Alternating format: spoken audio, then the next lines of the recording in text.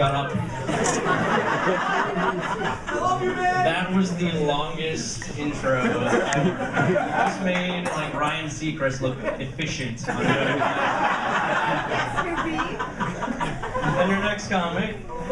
Oh, guys, so you guys here to see Steve? That's great. That's great. And you're gonna be good. Really great to be back. It's great to be back here in New York. I've been living out in LA. So yeah, really great to be back. You know, if you enjoy things like eating, then move back east. I do a lot of that out west. I'm Italian, in case you can't tell by the size of my nose and my hair. Oh. So we're owing facts? Like, look at the size of this. I had to check this at the airport to get back here. Yeah, so I'm like the friggin' love child of Robert DiNardo and Toucan Sam, so we deal with that. Yeah, yo, put the Fruit Loop down, yo. Follow your nose, yo. I've been dealing with that for a pretty long time. You know what I can't stand? There'll be Italians out here. I see a lot of hair gel, so I'm gonna get some samples here. Yeah, I see a lot of marinara from the left. All right. Being out in LA, everyone associates Italians with those Jersey Shore Guidos. You know the ones? Clap if you watch that. Trash. All right, go to the one Jersey. Very good. Very good. Yeah, they associate us with those Guidos, and I can't stand it because, you know, being Italian, that has absolutely nothing to do with being a Jersey Shore Guido. In fact, some of the best Guidos I know are actually Armenian. It's not right to stereotype. It really isn't fair, though, in all seriousness. I mean, what is it? Snooki is Chilean, right? JWoww is Irish, and Ronnie's retarded. So I mean, it's not fair to do that. That's true. It's not right. Grew up Italian. Let me tell you something. Growing up Italian was not easy. So those of you probably would know. You know, I'd be sitting at the table. You have all these weird superstitions, right? You have no idea like where they come from. So I'm sitting at the table like, oh man, I don't feel so good. My grandmother will chime in. She's like, hey, you taking a potato? What? You taking a potato? You slicing a potato? You taking a slice of the potato? You put your head, you tie the handkerchief, and there you go.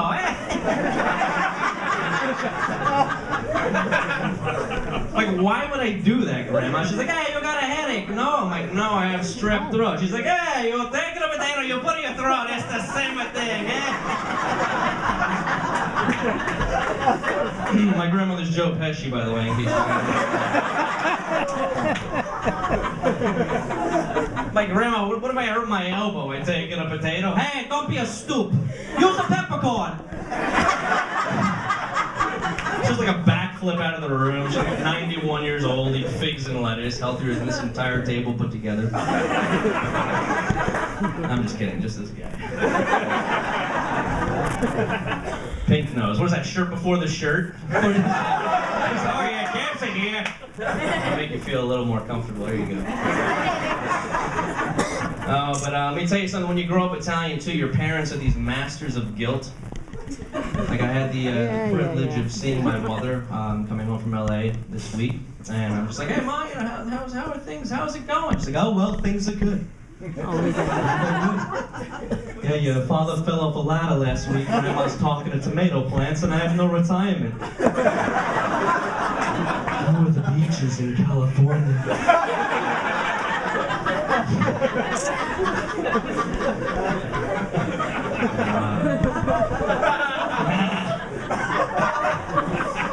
I hate stereotyping. Can't stand it, actually. And what really bugs me, being out in LA, it just seems like everyone thinks Italian is like Leonardo DiCaprio, like blonde hair, blue eyes. I mean, no concept of it. And so I'll just be out in bars, and people are just like, hey, you're one of them Italian mafiosos? Because everyone speaks like that in LA. There's George W. Bush out there. I'm just like, hey man, that's one of the most stereotypical generalizations I've ever heard. I'm gonna have you taken out. To the Olive Garden, where everybody's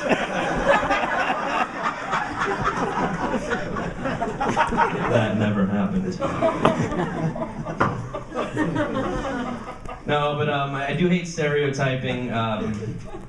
you know, but the mafia is like a big thing that people associate with Italians. And I hate that, you know, because not all Italians are in the mafia, but every single Italian guy is definitely part of the mafia. It's a little something like this. It's like, hello, Stephen. This is your mother. I'd like to talk to you about the concept of family respect.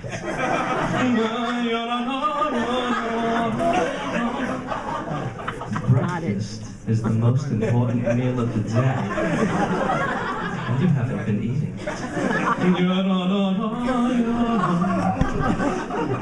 Now sit down. I'm gonna make you an omelet you can't refuse. And then she does a backflip out of the room. I'm also married. Thank you. Thank you. The applause from the single, naive crowd and mother-in-law. Yes. Hey, you get all these crazy things when you get married. You get these plates, coffee cups, in-laws. It's just, yeah, a little improv.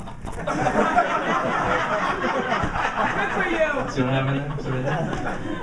But yeah, when you're married though, it's, let me tell you guys something. It's interesting, right? My wife is actually amazing at being married. Like, really amazing at it. Like, she's like the gold standard, you know? Like, she's so good at just cooking and cleaning, and, you know, I'm just not good at anything like that. I'm Italian. My mom loved me, you know what I mean? I didn't have to do anything. I started to feel really bad about it, like how bad at being married I really was. And I thought, you know what? That's not fair. Because all you ladies out there have been practicing since you're like 2 years old. You've been just playing house, cooking, cleaning, doing all that. And I thought, you know, it's not really fair to criticize her. She starts yelling at me, you're not good at anything. I'm like, you know what? That's like Kobe Bryant going up to the 4th graders playing basketball, like, be taller. Like, you know, Donald Trump going up to the guys selling incense at the Union Square Farmers Market, like, be more successful. Or like Jim Carrey going up to Keanu Reeves, like, have more facial variety.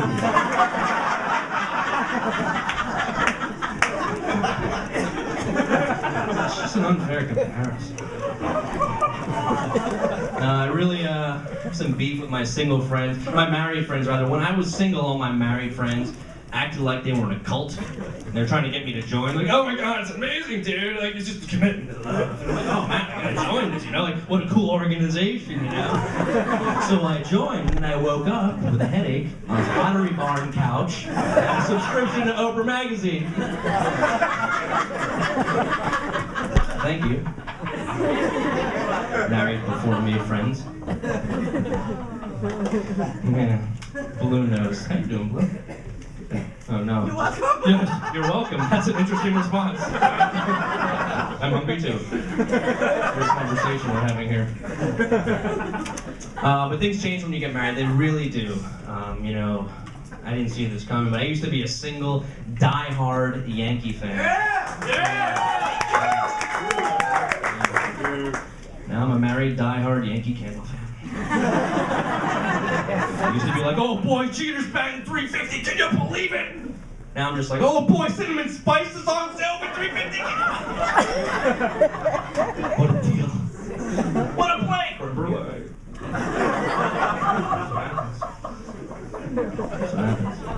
So it all that changes when you get married. Your behaviors change when you get married. So much so that you actually start to take on your spouse's behaviors a little bit.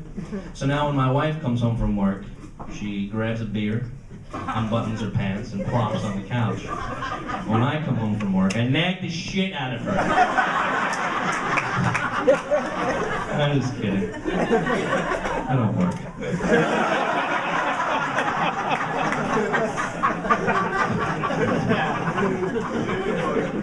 You know, when you're a comedian, though, comedy is your business, right? When you're a married, unemployed comedian, it's your wife's business. She's like the CEO and president of the company, and I'm like the schmuck intern that's just like, happy to be there, you know, like, and pushed down, no pay. Instead of your annual performance review, you get your nightly disappointments review. Like, Stevie, I've been crunching the numbers here on your third quarter metrics report. And let's see here, you did about 6 hours of mediocre writing. For you. Let's see, about 13 hours perfecting your fantasy baseball team. Not work related. And about 20 hours attending unattended open mics and American Legion posts. How would you rate yourself?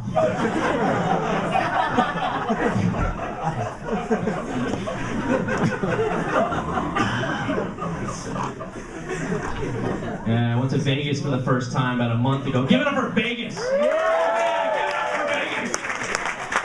Yeah, now give it up for married dudes going to Vegas. Getting crazy. Yeah, going to Vegas when you're married, that's like going to Hershey, Pennsylvania with a chocolate allergy. Looking around like the blind kid at the fireworks show, like, what am I doing here, man? Come on!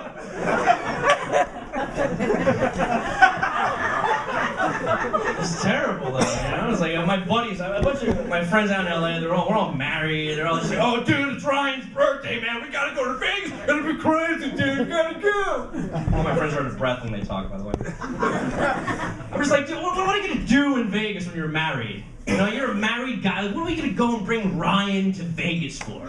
So he can like, cheat on his wife and blow his savings so he can't feed his baby? Like, dude, relax, we have coupons. Like, oh,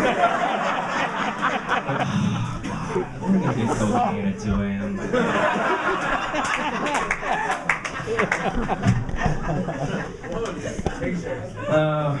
Who's married here? Give me a round of applause. Who's married? Really? Really?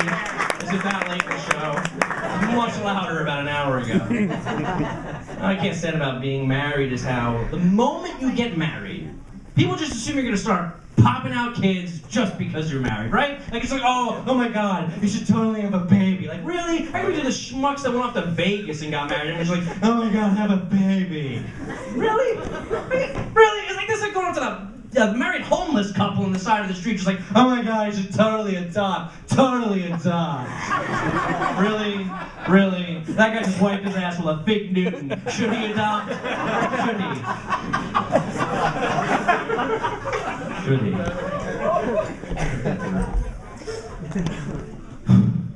Tell you guys something, I'm unemployed, like I said. You know what I can't stand being unemployed is how when I apply for jobs, they tell me that I'm overqualified. Now, I know that might sound interesting, but I'm talking about Starbucks. I applied to work at Starbucks as a barista. Now, for those of you that don't parlor, let me explain here. Barista means coffee pourer. And I start thinking, you know, you're not hiring me at Starbucks. Like, I'm overqualified. Like, in all fairness, guys, at what point in my life did I become overqualified to work at Starbucks? I think the 3rd grade. I think when I had 2 hands, I could count and I could spell people's names right and write them on the cups, that I was pretty much overqualified to work at Starbucks. You know, like you don't see NBA teams passing on LeBron because he scored too many points per game. Like, just hire me, I need a freaking job. No, you won't be happy here. Like, really? Really? Like, we're still to the emo chick with the 3 things coming out of her lip. Is she happy here? Is she really? All right, guys, that's my time. I'm sleeping on it. Thank you, guys.